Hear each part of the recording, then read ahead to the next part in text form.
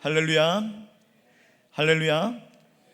주님의 은혜와 평강이 오늘 우리와 함께 하시기를 주의 이름으로 축원합니다. 알래스카에 가면 연어가 굉장히 유명하죠. 이 연어가 바다로 가서 한 3년 동안 바다에서 성장을 하다가 산란기가 되면은 이제 자기가 태어났던 강으로 거슬러서 올라간답니다. 강을 거슬러서 올라가다 보면은 때로는 막 돌도 막 올라가야 되고 또 폭포도 막 올라가야 되고 그렇습니다. 근데 포기하지 아니하고 그렇게 뛰어넘어서 자기가 태어났던 그 강으로 가서 그리고 알을 낳고 생을 마감을 합니다. 이 연어에게 주어진 사명이 있는 거죠. 그래서 그 사명을 본능적으로 알고 그것을 완수를 합니다. 이 모습을 보면 참 질문이 생깁니다. 야, 이렇게 동물도 자기의 사명을 알고 본능적으로 그 일을 완수하는데 나는 무엇을 위해서 살아가고 있느냐? 나는 무엇에 이끌려서 살고 있는가? 이런 질문을 해보죠. 여러분들, 우리를 많은 사람들이 우리에게 그리스도인이다 라고 말을 합니다. 여러분, 그리스도인들은 뭘 위해 사는 사람들입니까? 그리고 어떤 삶을 살아가야 되는 사람들이 그리스도인입니까? 여러분, 그리스도인이 어떤 사람들이에요? 하나님의 말씀을 믿는 사람 아닙니까? 그러면 그 믿는 것을 위해서 그 믿는 대로 살아가야 되는 사람들이 바로 그리스도인인 줄 믿습니다. 그렇기 때문에 이 그리스도인들은 말씀과 성령에 이끌려서 살아가는 사람들인 거죠. 여러분, 우리가 하나님의 말씀에 붙잡힌 바 되어서 살아간다면 하나님께서 우리의 삶을 인도해 주실 거예요. 오늘 이 본문에 보니까 이 바울이 이제 고린도에서 복음을 전하는 사역을 했습니다. 근데 이 고린도 지역이 어떤 곳이냐면 그 당시에 가장 타락한 도시라고 해도 과언이 아닌 곳이에요. 정말 음란하고 우상숭배를 많이 하는 그런 곳입니다. 얼마나 우상숭배를 많이 했냐면 이 고린도에 여자 사제만 그냥 1,000명이 한 3,000명이 넘는다라고 할 정도로 엄청나게 많은 여자 사제들이 있었어요. 그리고 그렇게 음란한 도시였기 때문에 사생아들이 많은 그런 도시예요. 막 살인이나 또 뭐 엄청난 사건, 엄청나게 도덕적으로 타락한 그런 곳이죠. 그 당시에 어떤 말이 있었냐면 고린도 사람 같은 놈아, 이렇게 하면 이게 엄청나게 모욕적인 욕인 거예요. 고린도 사람 같은 놈 이러면 엄청난 욕인 거예요. 그 정도로 고린도 지역이 그렇게 타락한 곳이에요. 그곳에서 바울이 복음 전도를 하고 있어요. 복음 전도를 하는데 어떤 일이 있었냐면 유대인들이 바울이 복음을 전하고 있는 그 현장에 와가지고 반대하고 비방하고 막 방해를 합니다. 해방을 놓습니다. 안 그래도 이 바울이 유대인들이 그렇게 해방을 놓고 반대를 하고 비판을 하니까 앞전 도시에서도 복음을 전하다가 먼저 도망치다시피 해가지고 고린도로 왔거든요. 그러니까 한두 번 이게 유대인들의 반대를 당한 게 아니에요. 막 죽임을 당할 뻔한 그런 위협도 당했습니다. 막 바울을 끌고 가가지고 돌로 치기도 하고 그렇게 위협을 당했어요. 먼저 자기가 도망치다시피 해가지고 고린도로 왔습니다. 자기하고 함께 사역을 했던 실라와 디모데는 앞전 도시에 남아있고 혼자 도망치가지고 와서 또 고린도에서 복음을 전했는데 또 고린도에 사는 그 유대인들이 바울을 막 반대하고 비방하고 해방하고 또 위협을 하니까 바울이 두려움이 쌓인 거예요. 낙심이 든 거예요. 근데 그때 하나님께서 실라와 디모데를 앞전 도시에서 바울에게 보내셨어요. 바울이 그 실라와 디모데를 만나고 나서 위로함을 받습니다. 그리고 결정적인 용기를 얻게 됩니다. 그리고 이 고린도에서 그의 사역의 방향을 전환하는 아주 중요한 시점이 됩니다. 어떤 일이 일어났냐면 사도행전 18장 5절 말씀 우리 다시 한번 읽어봅시다. 시작. 바울이 하나님의 말씀에 붙잡혔대요. 이런 사역의 방향의 전환이 일어난 거예요. 두려움에 휩쓸려 있던 그 바울이 하나님의 말씀에 붙잡히게 되니까 두려움을 이길 수 있게 되었어요. 또 그뿐만 아니라 그를 핍박하던 그 속에서도 사명을 감당할 수 있게 되었어요. 여러분, 하나님의 말씀에 붙잡혔다, 이게 무슨 말일까요? 어떤 사람이 하나님의 말씀에 붙잡히는 사람입니까? 자, 하나님의 말씀에 붙잡히는 사람은 이런 사람이죠. 첫 번째로 하나님의 말씀에 붙잡히는 사람은 마음이 하나님의 말씀에 잡힌 사람이에요.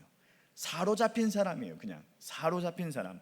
자, 다시 한 번 더 사도행전 18장 5절 말씀 다시 한 번 더 읽어보도록 하겠습니다. 시작. 실라와 디모데가 마게도냐로부터 내려오매 바울이 하나님의 말씀에 붙잡혀 유대인들에게 예수는 그리스도라 밝히 증언하니. 자, 5절 말씀에 하나님의 말씀에 붙잡혀라고 할 때 이 붙잡혀라는 단어가 헬라어로 수네케토라는 단어예요. 수네케토. 이 단어가 어떤 단어냐면 군대가 전쟁을 해가지고 도시를 점령할 때에 모든 것을 장악하지 않습니까? 뭐 정치도 장악하고 뭐 방송 언론도 장악하고 정말 모든 것을 장악하는 것처럼 그렇게 다 점령한 거, 다 사로잡은 것을 말할 때 수네케토라는 단어를 사용합니다. 그와 같이 이 하나님의 말씀에 그냥 바울이 자기의 생각도 자기의 감정도 자기의 의지도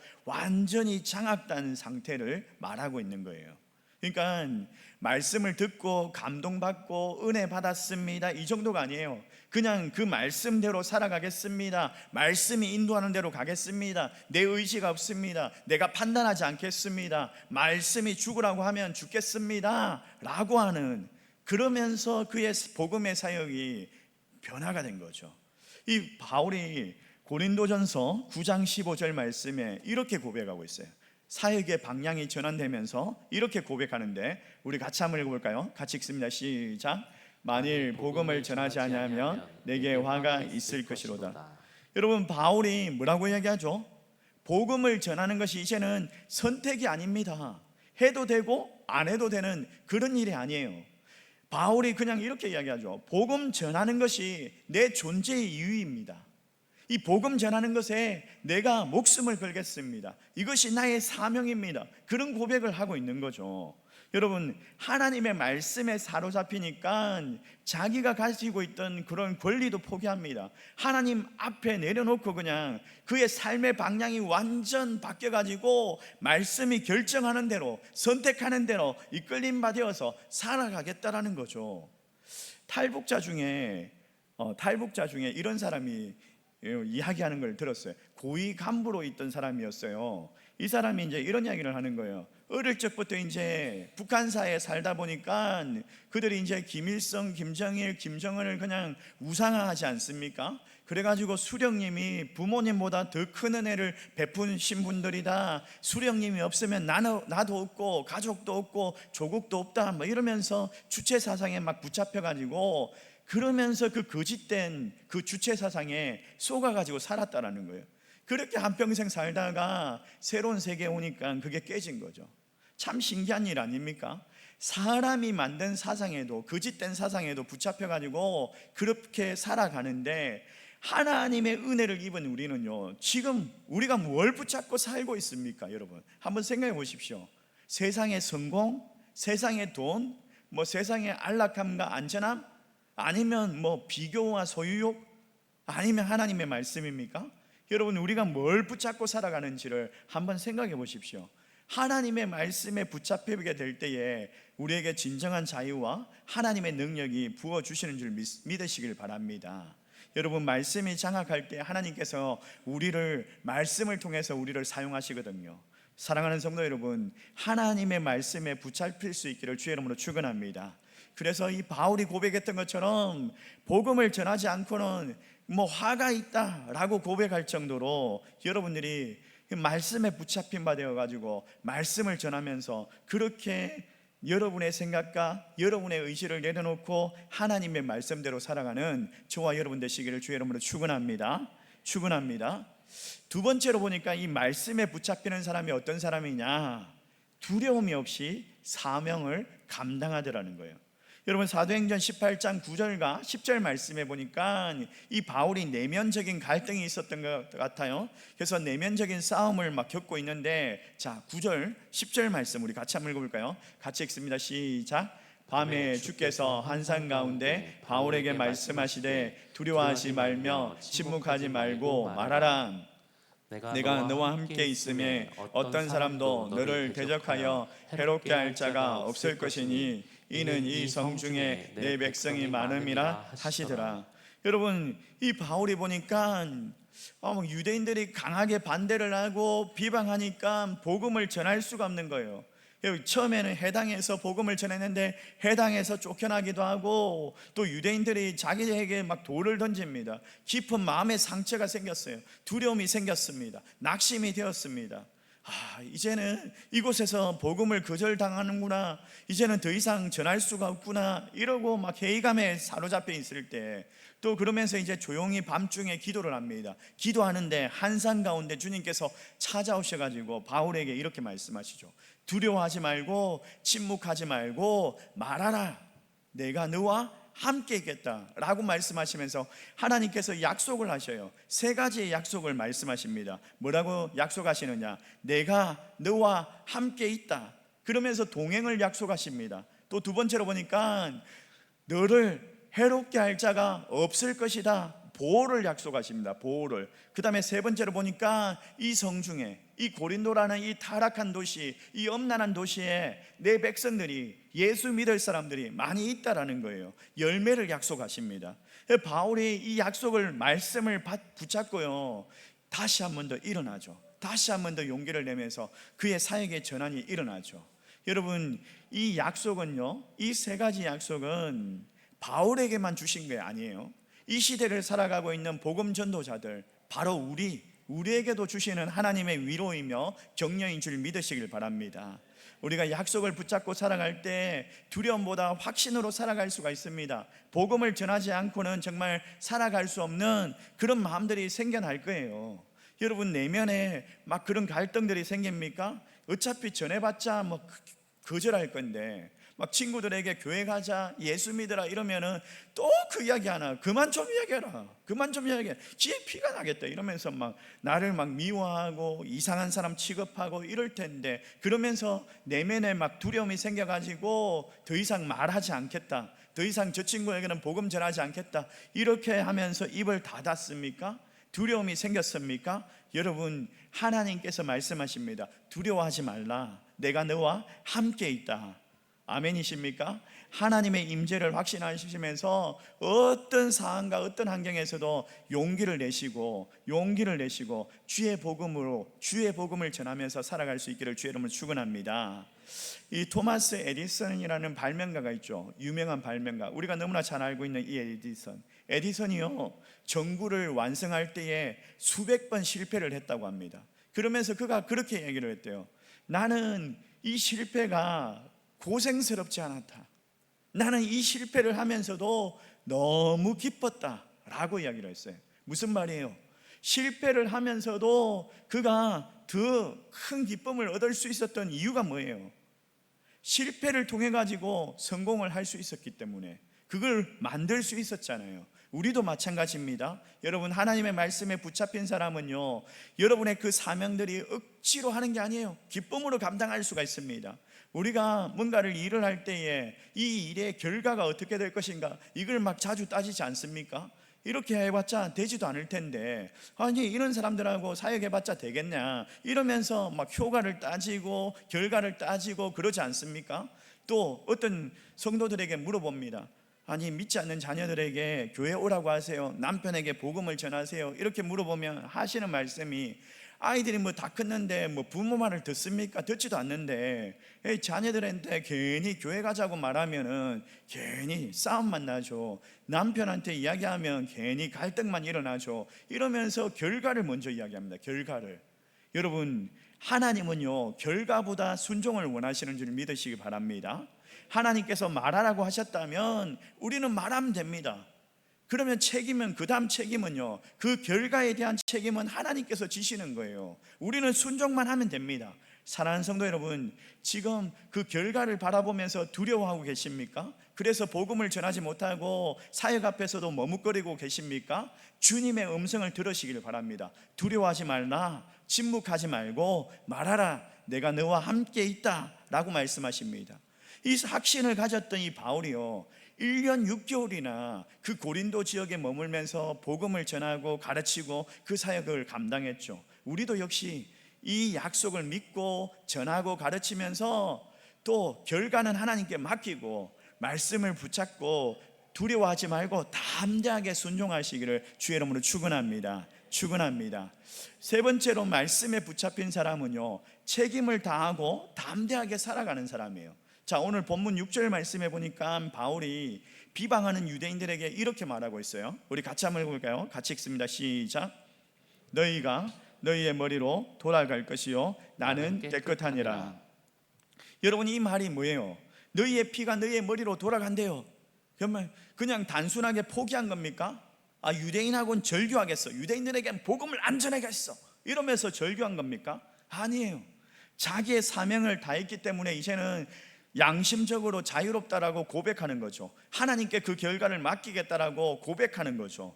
이 말씀은요, 에스겔서 3장 파수꾼의 비유와 연결되고 있습니다. 에스겔서 3장 18절과 19절 말씀에 너가 악인을 깨우치게 하지 않으면 그 핏값을 내 손에 찾겠다라고 말씀하십니다. 무슨 말이에요? 내가 하나님의 말씀을 악인들에게 전하지 않는다면 그 핏값을, 그들의 핏값을 누구에게, 그 책임을 누구에게 묻는다고요? 전하지 않는 나에게 묻겠다라는 거예요. 또 더 나아가서 깨우쳤는데도 돌이키지 않으면 그는 죽고 너는 생명을 보존하리라. 무슨 말이에요? 내가 전했어요. 전했는데 그 사람들이 듣지 않습니다. 그러면 그 들었던 사람의 책임이라는 거예요. 그러니까 우리는요, 뭐 해야 되죠? 전해야 되는 책임이 있다는 거예요. 하나님의 말씀을 말해야 되는 책임이 있다는 거예요. 여러분, 한 성에 성을 지키는 파수꾼이 있었습니다. 이 파수꾼이 어떤 역할을 했냐면, 이제 높은 망대에 올라가 가지고 저 멀리 북방에서 적군들이 쳐들어오는지를 보고, 그리고 쳐들어온다 이러면은 나팔을 불어 가지고 경고를 하는 거예요. 어느 날 보니까 막 북방에서 말이 달려오는데 수천 마리의 말이 막 달려옵니다. 폭풍이 막 일어납니다. 그래가지고 이 파수꾼이 나팔을 크게 불었습니다. 근데 몇 사람은 이 나팔 소리, 이 경고를 듣고 준비해가지고 피난을 가고 또 전투를 준비하고, 몇 사람은 듣지를 못해가지고 엄청난 피해를 당한 거예요. 전쟁이 끝나고 나서 전쟁이 끝났어요. 이제 적군들이 물러갔습니다. 물러갔는데도 불구하고 큰 피해를 입은 거죠. 큰 피해를 입었어요. 뺏기고 사람이 죽임을 당하고 이런 거예요. 피해를 입은 사람들이 막 분노합니다. 파수꾼인 탓이다, 이거는. 나팔을 좀 더 크게 부르고 크게 불었어야 되는데 이건 파수꾼 탓이다, 이러면서 파수꾼에게 책임을 물으려고 합니다. 그러니까 장군이 말합니다. 이 파수꾼은 자기의 역할을 다했습니다. 나팔을 불었고 듣지 못한 그것은 우리의 책임입니다 라고 말을 했대요. 우리도 마찬가지인 거죠. 하나님께서 우리에게 맡겨주신 진리의 나팔을 들고 있는 사람들입니다. 우리가 예수 그리스도를 믿었다면 하나님께서 우리에게 이제 전하라고 말씀하셨어요. 이제 그 결과는 따지지 않겠다라는 거예요. 복음 전파를 머뭇거리지 말라라고 말씀하십니다. 하나님께서 우리에게 말하라, 전하라 라고 말씀하십니다. 변화시키라고 말씀하시지 않았어요. 우리는 말하고 전하는 것에 순종하면 됩니다. 그러면 변화시키시는 것은 하나님의 책임인 거예요. 하나님께서 하십니다. 사랑하는 성도 여러분, 우리가 복음을 전해야 되는 사람들입니다. 여러분, 말씀을 전하고 복음을 전해야 될 사람들이 생각이 나십니까? 여러분들의 자녀들, 여러분의 가족들, 여러분들의 동료들이나 이웃들, 그들에게 하나님의 뜻을 전하기를 원하십니까? 그렇다면 말씀에 사로잡힌 바 되어가지고 사명을 감당하면서 끝까지 담대하게 전할 수 있기를 주의 이름으로 축원합니다. 거절을 당해도 괜찮습니다. 비웃음을 당해도 두려워하지 마십시오. 하나님께서 여러분과 함께 하십니다. 여러분, 하나님 앞에서 정말 나는 성실하게 감당하였습니다 라고 그렇게 자신 있게 말할 수 있기를 주의 이름으로 축원합니다. 말씀을 정리하도록 하겠습니다. 말씀에 붙잡히는 사람은요, 그 마음이 하나님의 말씀에 사로잡힌 사람이었어요. 또 두려움이 없이 사명을 감당하는 사람이었습니다. 책임을 다하고 담대하게 살아가는 그런 사람이었어요. 제가 신학교 1학년 때 남해에 대도라는 섬에 낙도 선교를 간 적이 있어요. 그 섬에 이제 그때 당시에 신학교 1학년 때 이제 그때 당시에 한 200명에서 300명 되는 섬이었어요. 그게 한 200명 정도, 300명 정도 사는 그런 동네였어요. 그런 섬이었어요. 그리고 이제 육지에서 배 타고 한 20분 정도, 20분이 안 돼요. 채 20분이 안 되는 거리를 가면은 이제 도착할 수 있는 그런 섬이었어요. 그리고 그게 분교가 하나 있었는데 그 분교에는 이제 초등학생들이 한 4명, 5명 이 정도 있었는데 이제 내년에 또 6학년 한 명이 이제 중학교로 가는 거예요. 이제 육지에 있는 중학교로 가는 거예요. 그러면 그 분교가 이제 없어진대요. 더 이상 없어지고 그리고 이제 육지로 이제 학교를 가야 되는 그런 섬이었던 거예요. 그 이제 우리가 어떻게 해서 그 낙도 오지 선교를 가게 됐냐면 낙도 오지 선교회라고 있습니다. 선교회. 그래서 신학생들이 이제 여름 방학이나 겨울 방학이 되면 그 낙도 오지 선교회가 주최하는 수련회를 가가지고 한 주 동안 이제 그 교육을 받아요. 훈련을 받고 그때 당시에 제가 오산리 금식기도원 그게 와가지고 금요일까지 월요일부터 금요일까지 막 수련회 참석하면서 말씀 듣고 또 그러면서 은혜 받고 또 훈련 받고 팀별로 준비하고 이러면서 이제 기도하고 우리가 가야 되는 섬, 우리가 배정받았던 섬, 이 대도 남의 대도를 놓고 기도하고 그러면서 이제 준비를 했어요. 그리고 그 다음 주 이제 월요일 날 이제 남의 대도로 가는 거예요. 남의 대도로 갔습니다. 그 섬사역이 참 신기하더라고요. 그곳에 이제 남해 대도에서 이제 200명, 300명 정도 되는 이제 그런 마을인데 그런 동네인데 그게 딱 한 사람 예수 믿는 사람이 있는 거예요. 딱 한 사람. 그분이 이제 20분 떨어진 그 육지에 있는 육지로 와가지고 교회를 다니는 분이에요. 주일만 되면 이제 배 타고 나와가지고 교회를 가시고 그런 분이에요. 그분이 이제 오랫동안 기도를 하신 거예요. 이 땅에 이 섬에 200명, 300명 되는 사람들이 있는데 이들이 교회가 없어가지고 복음 전할 사람이 없어가지고 예수님에 대해서 모르고 있습니다. 복음 전할 사람을 보내주세요. 이곳에 교회가 생기게 해주세요. 이곳에 만약에 교회가 생겨진다면 우리 집을 교회로 드리겠습니다. 이러면서 오랫동안 기도해 오신 그 집사님이 계신 거예요. 여자 집사님이. 그래서 그 집사님이 이제 어떻게 해가지고 낙도 오지 선교회가 알게 돼가지고 그 집사님의 집에 가가지고 이제 일주일 동안 머물면서 또 밥을 해 먹기도 하고 또 같이 이렇게 생활하면서 그곳에서 이제 복음을 전하게 된 거예요. 그래서 이제 갔는데 아침 6시에 일어납니다. 아침 6시에 일어나가지고 그 집사님과 함께 또 예배를 드려요. 같이 예배 드리고 또 이제 예배가 마치면은 기도회가 다 마치면은 세수를 합니다. 세수하고 막 이제 양치질도 하고 머리도 감기도 하고 이러고 이제 꽃단장을 하죠. 준비를 하죠. 그리고 나서 이제 아침을 해 먹고 아침 먹고 9시 되면 이제 나갑니다. 9시에 나가가지고 이제 그 섬을 돌아요. 섬을 돌면은 섬이 그렇게 큰 섬이 아니에요. 한 2시간만 돌면은 다 돌 수 있는 그런 섬이에요. 그런 섬이에요. 근데 아침 9시에 나갔는데 사람이 없어요. 사람이. 분명히 한 200명 이상이 사는 섬이라고 들었는데 아침 9시 나갔는데 사람이 없어요. 섬에. 깜짝 놀랐어요. 어디 갔을까요? 이 사람들이? 예? 알고 보니까 나중에 알았어요. 사역 다 끝날 때쯤에 알았어요. 진짜 몰랐어요.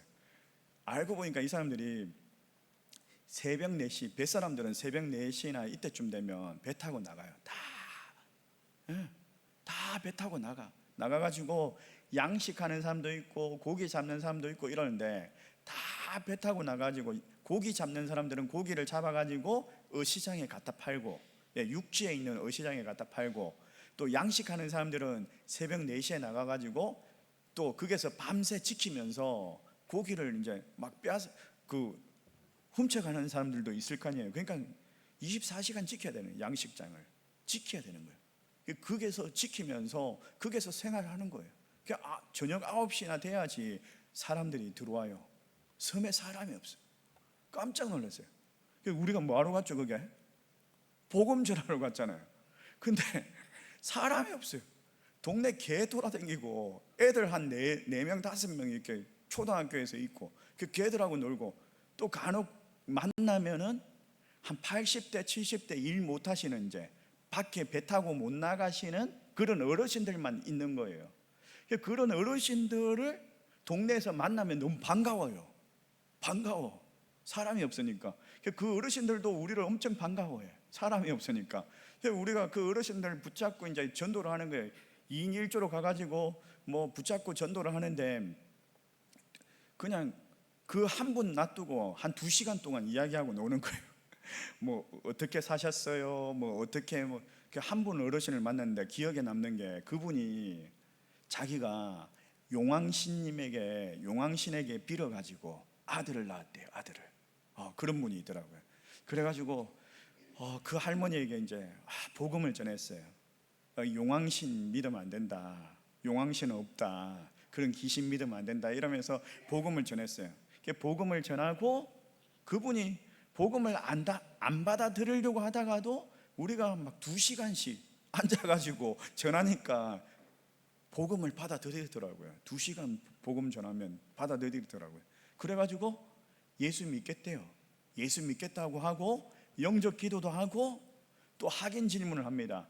할머니 마음속에 누가 있죠? 이렇게 물어보면 또 그 할머니가 알려주는 대로 예수님 이렇게 이야기를 해요. 예수님이 자기 마음에 있다고 이야기를 해요. 그러면은 또 축복 기도해주고 이제 돌아갑니다. 돌아가고 또 다음날 또 와서 보면은 사람이 없어. 그 할머니 아직 그 자리에 또 계속 앉아 계셔. 또 그 할머니한테 가가지고 이제 또 물어봐요. 또 할머니, 이제 우리가 어제 만났잖아요. 복음 들었죠? 할머니 마음에 누가 계시죠? 용왕신이 있대. 용왕신이. 예수님 또 사라진 거야. 그럼 또 2시간 동안 또 복음 전하고 또 영접 기도하고 또 예수님이 있다고 또 확인받고, 또 돌아가. 또 다음날 오면 또 그래. 야, 그래가지고 한 3일 정도 그렇게 하니까 더 이상 나가게 하시는 거예요. 그 할머니 보기도 싫은 거예요. 이제 또 가봤자 또 그 이야기 할 거고, 또 했던 이야기 또 반복해서 또 이야기 할 거고, 또 어디서 살았니 뭐 어떻게 뭐 이러면서 또 그런 이야기 할 텐데, 똑같은 사람 만나가지고 똑같은 이야기하고 똑같이 반복될 텐데, 야 진짜 힘들다, 피곤하다, 이런 생각이 드는 거예요. 또 마지막 날쯤 돼가지고 그 동네에 사고가 났는가 봐요. 사고가 나가지고 사람이 죽었는가 봐요. 장례식이 터진 거예요. 장례가 터지니까 저녁 되니까 사람들이 막 바글바글합니다. 막 불이 켜져 있고 난리가 났더라고요. 근데 들려오는 소문이 뭐라고 하냐면, 저게 예수 믿는 것들이 와가지고 예수 믿는 것들 때문에 예수 믿는 것들 때문에 이런 사고가 났다, 이런 이야기를 막 하는 거예요. 동네 사람들이. 두렵더라고요. 야, 이거 뭐 사역을 전해봤자 계속 예수도 안 믿고, 이거 뭐 동네 사람들이 완악해가지고 예수 믿을 이 뭐 자세가 안 돼 있다, 이런 생각이 드는, 신학생이 그런 생각이 드는 거예요. 낙심이 되는 거예요. 근데 그 집사님, 제가 이야기했잖아요. 그 섬에서 유일하게 예수 믿는 그 집사님, 오랫동안 그곳에 예수 믿기를 원했고 교회 세워지기를 원했고, 그리고 주일날 빠지지 않고 정말 20분씩 막 배를 타고 나가가지고 육지에 있는 교회를 다니시던 그 집사님 흔들리지 아니하고 그렇게 견고하게 서 있는 믿음을 보면서 부끄러워가지고 말을 못하겠더라고요. 낙심되고 뭐 두려움이 생겨도 말을 하지 못하겠더라고요. 그 집사님을 보니까 말씀에 사로잡힌 사람이 이런 사람이구나. 그 동네에서 200명 되는 300명 되는 그 동네에서 유일하게 예수 믿는 사람이지만은 그래도 그렇게 낙심하지 아니하고 예수 믿기 위해서, 예수 전하기 위해서 그곳에서 믿음으로 살아가는 그 집사님 보니까 이런 분이 예수 믿는 사람이구나, 이런 분이 정말 말씀에 붙잡힌 사람이구나, 이런 마음이 드는 거예요.